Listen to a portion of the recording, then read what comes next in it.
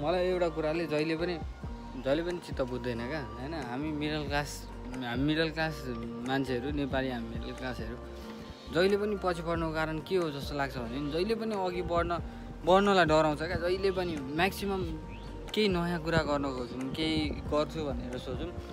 सुरुमा हामीले मलाई सोध्दिनँ, म आफूलाई गर्नु छ भने मलाई सोध्नको साटो अरू दुनियाँलाई सोध्छौँ क्या हैन।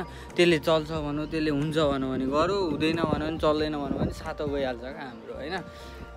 केही नयाँ काम गर्न लाग्यो त्यसलाई सोध्नु जरुरी छ क्या, त्यसलाई सोध्नुपर्छ, त्यो अर्कोलाई सोध्नुपर्छ। इफ त्यसले चल्दैन भनौँ भने, त्यसले हुँदैन भने भनौँ भने हुँदैन क्या, सक्यो। अब मलाई अर्को कुरा बडो अचम्म लागेको कुरा चाहिँ कि त्यो अरू व्यक्तिले, समाजमा बस्ने व्यक्तिलाई सोध्नु जरुरी छ, ठिक छ, तर के त्यो व्यक्तिले हुँदैन भनौँ भने चाहिँ त्यो डुब्ने नै हो त, जाने नै हो त, बिग्रिने नै हो त, सकिने नै हो त, अघि बढ्दै नबढ्ने हो त। कि त्यसले हुन्छ, चल्छ, राम्रो हुन्छ, राम्रो हो, राम्रो गर भन्दैमा त्यो कामले कि एकैचोटि आकाश छुने हो होइन नि त, होइन र। अनि केही गर्न खोज्यो दुनियाँलाई सोध्न जरुरी छ, अरूलाई सोध्न जरुरी छ, अरूले जे भन्नु त्यही गर्न जरुरी छ। यदि म उसकै सोचमा बाँच्ने हो भने म किन सोच्नु परिरहेको र होइन र। मैले यदि उसले जे भन्छ, अर्काले जे भन्छ त्यही गर्ने भने मैले किन सोचिराख्नु पर्यो? म मान्छे बनेको के अर्थ भयो? म खुदले सोच्न सक्छु नि त। उसले डिफ्रेन्ट सोच्ला, उसलाई उसको सोचमा ऊ चल्दैन होला, उसको सोचमा उसले त्यो काम गर्न सक्दैन होला, तर मेरो सोचले त म गर्न सक्छु नि त होइन र। अनि मेरो सोचमा, अनि जबसम्म हामी आफ्नो सोचमा काम गर्न सक्दैनौँ तबसम्म हामी कसरी परिवर्तन हुने त? परिवर्तन हुन त सकिँदैन यसरी त। उसले जो भन्यो त्यही गरिरहने हो नि त। मान्छे फरक कसरी बन्छ त? फरक काम कसरी हुन्छ? आफ्नो सोचको काम गर्न थाल्यो भने पो, आफ्नो आर्टको काम गर्न थाल्यो भने पो फरक रिजल्ट आउने हो त। जे भन्यो अर्काले त्यही गर। उसले चाहिँ अब लाग्छ क्या होइन, उसले चाहिँ चल्छ राम्रो भन्यो भने चाहिँ त्यो कामले चाहिँ आकाशै सुन्छ जस्तो गर्छन् होइन। अनि उसले हुँदैन भने चाहिँ हुँदैन।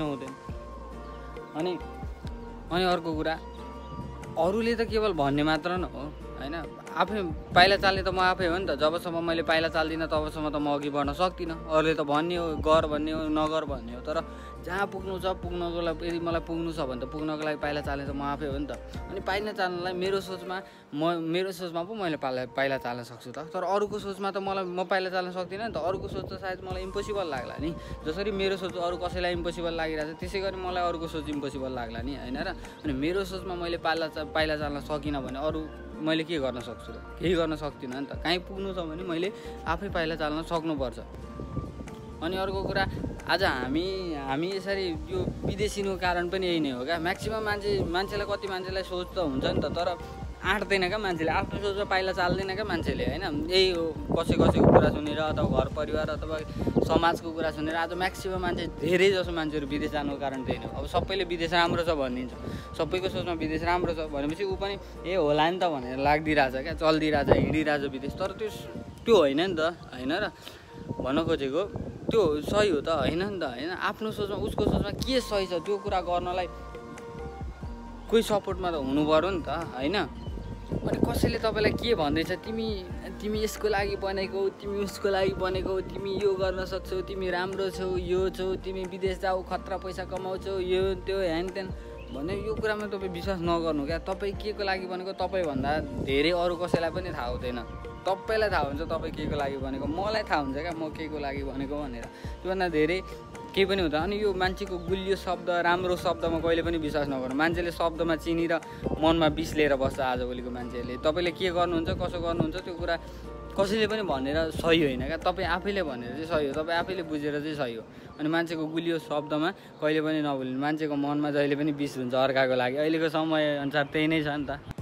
यो दुनियाँमा कसैलाई पनि विश्वास गर्न जरुरी छैन क्या होइन। कसैलाई पनि विश्वास गर्न जरुरी छैन। केवल आफूलाई विश्वास गर्ने भने काफी छ। मैले के गर्न सक्छु भन्ने कुरा यदि मलाई विश्वास गरेँ भने यो दुनियाँमा कसैलाई पनि विश्वास गर्न जरुरी छैन। तपाईँले जे कुरा पनि जित्न सक्नुहुन्छ क्या। यदि तपाईँलाई कसैले पनि विश्वास गर्दैन भने तपाईँ सिंह जस्तो बन्नु क्या होइन।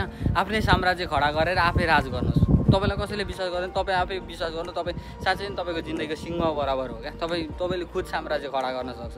तर हामी डराइहाल्छौँ होइन, हामीलाई डर लागिहाल्छ, हामीलाई पछि हट्नु परिहाल्छ, हामी ब्याक सरिहाल्नै पर्छ। अरूको लागि हामी राम्रो बन्नै पर्छ। मेरो लागि म राम्रो बनौँ नबनौँ त्यो मतलब हुँदैन, तर अरूको लागि म राम्रो बन्नै पर्छ क्या। यही त हाम्रो कमजोरी हो।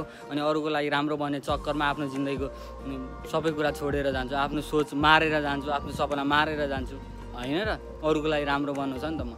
अनि हाम्रो एउटा ठुलो भ्रम छ होइन, भाग्यमा जे छ त्यो पाइहालिन्छ भनेर होइन। भाग्यमा केही पनि लेखेको हुँदैन क्या, भाग्य बनाउनुपर्छ।